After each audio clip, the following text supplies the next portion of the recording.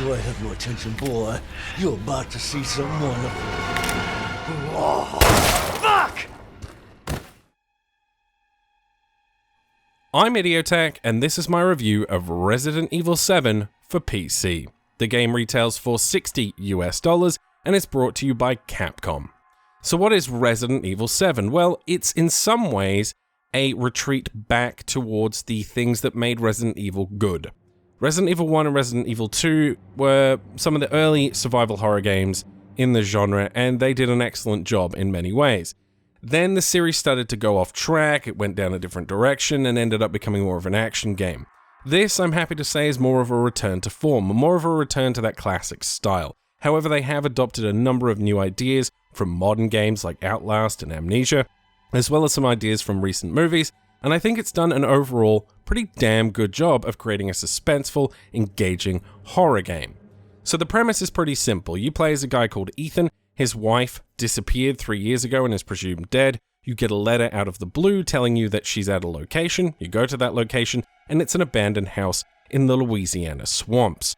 From there, you go on to meet the Baker family. As I'm sure some of you have seen in the trailers, they're not particularly normal. And things start to go south, and you have a very terrifying experience, as you would expect from a horror game.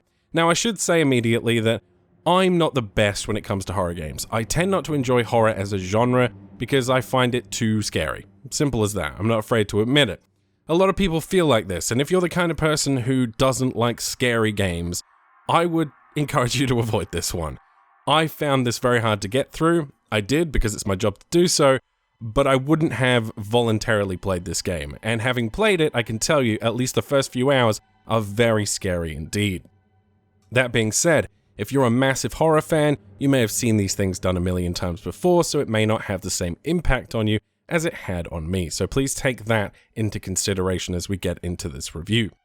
So what's good about the game? Well, first up, let's talk about performance. For me, as long as I turned very high shadows down to high and maxed everything out on a GTX 980 at 1080p, I was able to get upwards of 144 FPS, which I thought was pretty damn impressive. So performance-wise, it's pretty good. There are some problems with the port, and I will get into that when we talk about the negative points in the review later on, but the performance overall was spectacular in my case, so long as I turned down those shadows.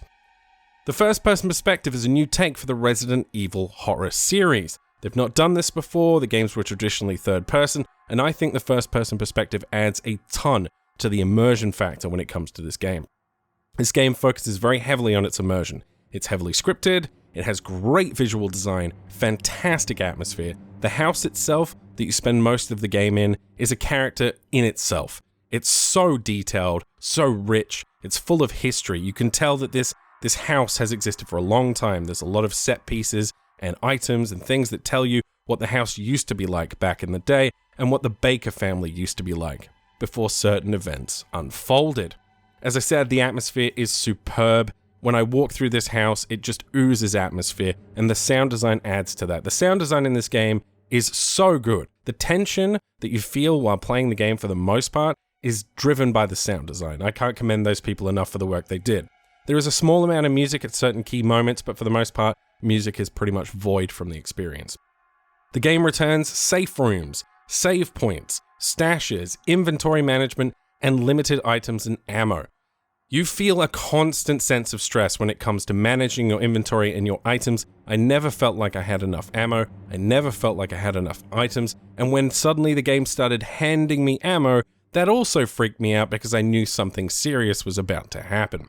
The game does a great job when it comes to pacing in that regard. It always manages to keep up the tension, and the return of the inventory management systems, the stash, being able to put your things away, go back to a save point, save, have that little bit of respite, that little bit of safety while you relax for a moment in between tense moments is really cool, and I really appreciate that they brought that back. Now, as I said, the game is highly scripted, and some people may knock it for that, but I think it does a great job of providing the experience it intends to provide.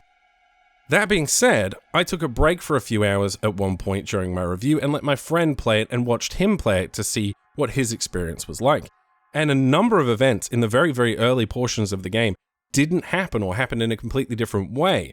And I was quite surprised by that, honestly, because I thought it would just be a very linear scripted experience, and it turns out things can turn out pretty differently depending on how you approach things, which does add some replay value, and it makes me intrigued as to what else might be different later on in the game.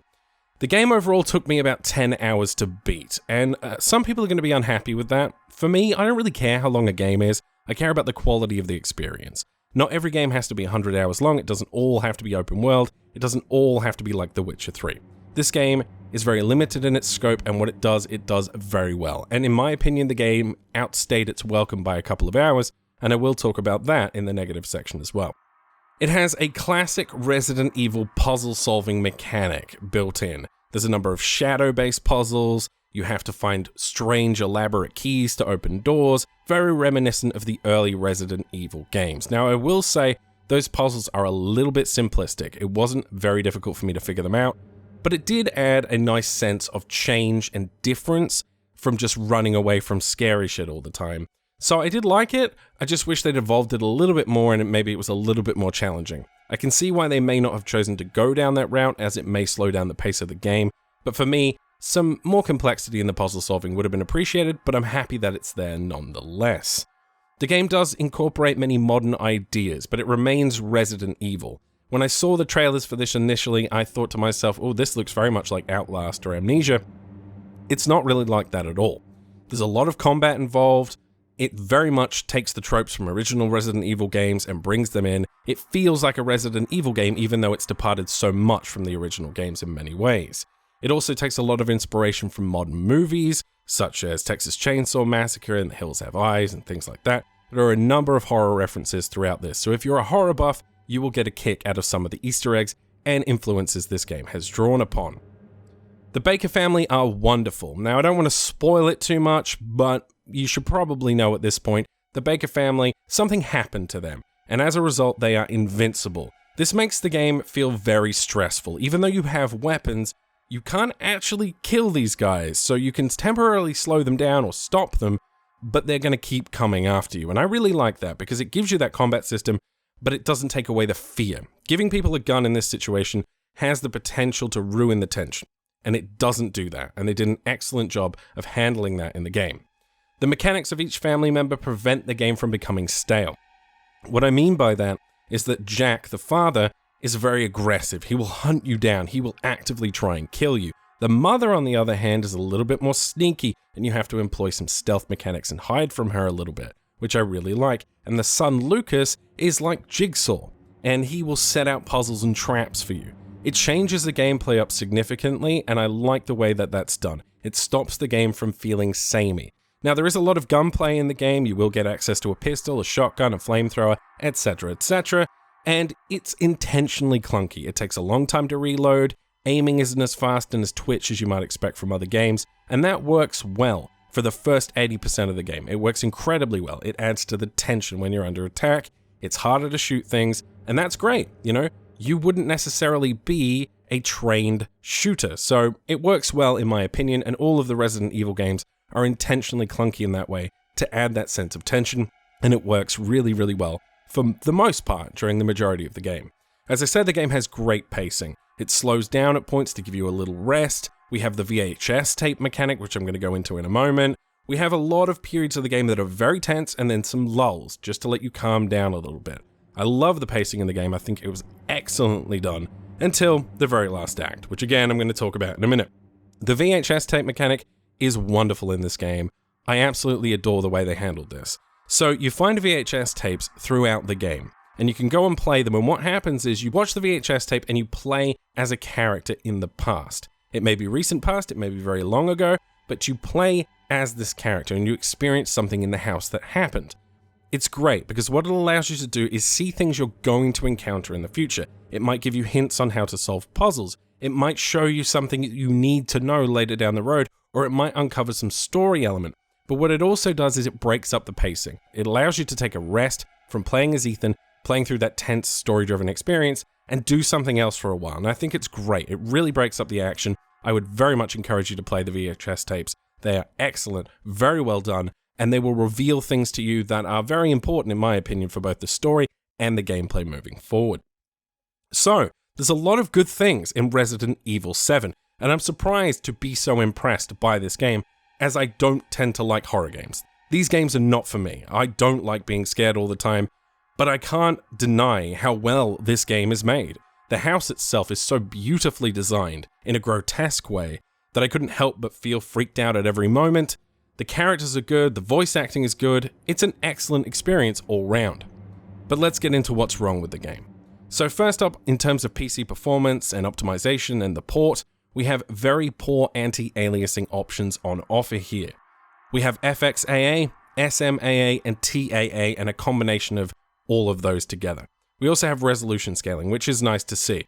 But the game, as a result of those anti-aliasing options, doesn't look as good as it could. It's very blurry, very smeary, has that Vaseline lens effect, and I personally didn't enjoy that. It made the experience worse for me on PC. Another problem the game has is the texture quality. Now, I understand this is a Japanese port of a game from PS4, but a high-resolution texture pack would be greatly appreciated because the game aesthetically is beautiful, but the textures don't do it justice. So I hope at some point they update it and release a high-res texture pack for PC, because I think that would drastically improve the visual fidelity of the experience. Something else I would have liked to have seen is a lean feature. When you're running away and hiding from certain enemies, it would be great to be able to lean around the corner. It would also add to the immersion because that's what you would do in real life. And now most of these are quite nitpicky. The biggest issue I have with this game is the ending. Once you leave the Baker family's home, and there's a period at which that happens towards the end of the game, at that moment the game took a drastic turn downward for me. And that's a problem, because the end of a game in a story-driven experience like this is kind of important. And I felt that after about the 80% mark, they could have ended the game there. They could have left a lot of mystery open. They could have hidden more things around the house. There could have been more VHS tapes to reveal the story to us without the ending they chose to go with. Now, there is a boss fight at the end, at the very end of the game, and they could have easily implemented that elsewhere. The final 2 hours of the game felt unnecessary. It felt like it dragged on. It felt like they were putting enemies in my way for the sake of extending the game. And it was boring. It was quite frankly boring. I found myself rushing through it. I found myself no longer afraid. I found myself no longer tense. I was simply pushing through it as quickly as possible to uncover the rest of the story. And I know why they put this in here, because for the most part, the game really doesn't tie in very well to the Resident Evil series. And the final 2 hours is about them saying, okay, this is why it's related to Resident Evil.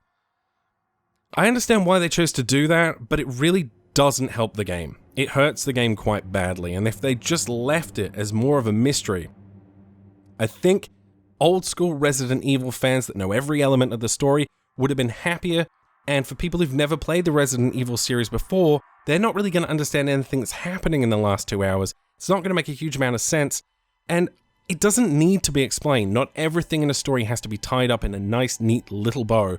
And that's what they do. They tie up every loose end, and they end with a cheesy cutscene. And it did, in my estimation, take the game down a notch, which was unfortunate because until that point, it's one of the best horror experiences I've had. But the final 2 hours really do jeopardize and hurt the experience, even though the final boss fight was cool. It was unnecessary. They could have told the story in other ways. They could have alluded to things and not necessarily just told you A equals B equals C equals D. And that's what they chose to do, and for me, that had a negative impact. I recommend it to you if you're a fan of horror. If you're very easily scared by games like this, avoid it at all costs. It will scare the living shit out of you. It does so many things well. It does atmosphere well, it does sound design well, the first-person perspective adds a ton of tension, the characters are really remarkable. It's a very compelling experience, and everything about it, up until that final 20%, is excellent. If you're a horror fan, if you like Resident Evil, if you like the original games, if you're more open-minded and you want something modern, I would very much recommend this game to you, even at full price. If you found this review helpful or useful in some way, and you want to support my channel, you can do it in 3 ways. The first is to pick up this game or any other game using my GMG affiliate link below. You'll save some money, I'll make some money, it helps support the channel indirectly. You can also support me on Patreon. I've recently added a bunch of rewards tiers there, so go check those out. You'll find a link for that below as well. And if you can't do either of those things, the best way you can help this channel is to share my content. Share it with your friends, share it on social media. It's the best way to help my channel grow. As always, thank you very much for watching, and I will see you guys next time.